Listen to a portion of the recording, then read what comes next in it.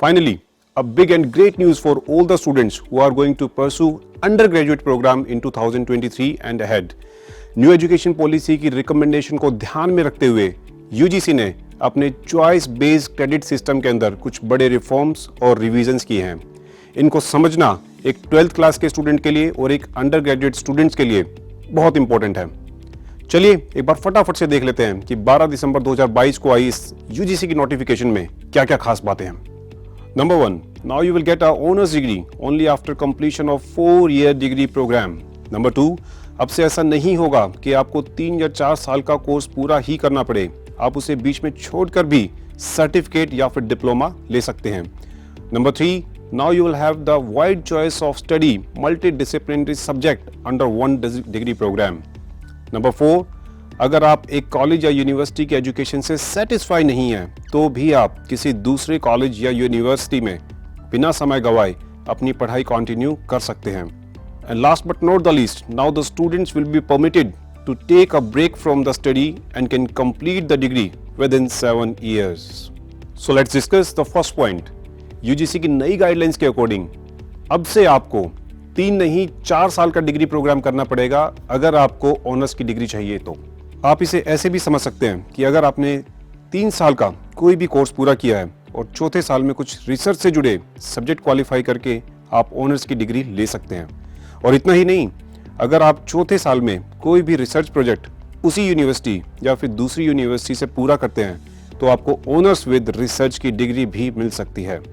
You must be thinking that how it is possible to get one degree while studying from different colleges and universities.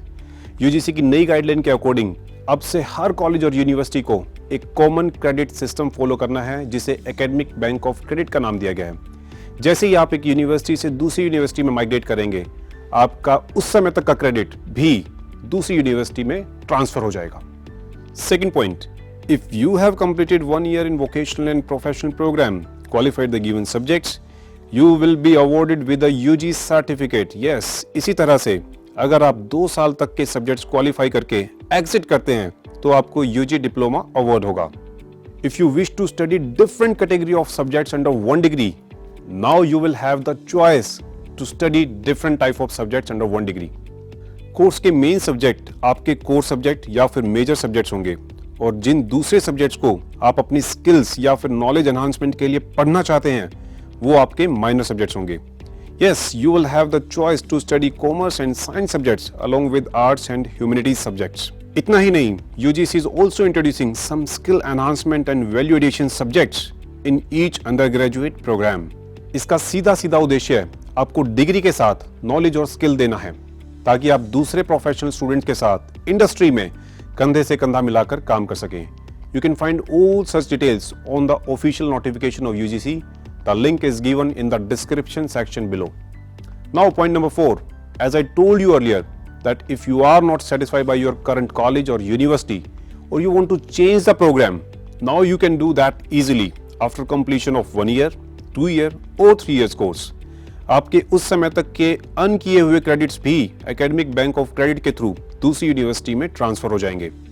Fifth point, अगर आप अपनी education में किसी भी वजह से एक ब्रेक लेते हैं और बाद में उसे कंटिन्यू करना चाहते हैं तो आपके पास उसे रिज्यूम करने का 3 साल तक का समय होगा। You can resume that course within 3 years and have to complete the degree within span of 7 years, given condition that you must have completed at least 1 year, 2 years और 3 years in your degree. So, these are all the reforms and revisions in the UGC guideline for undergraduate students.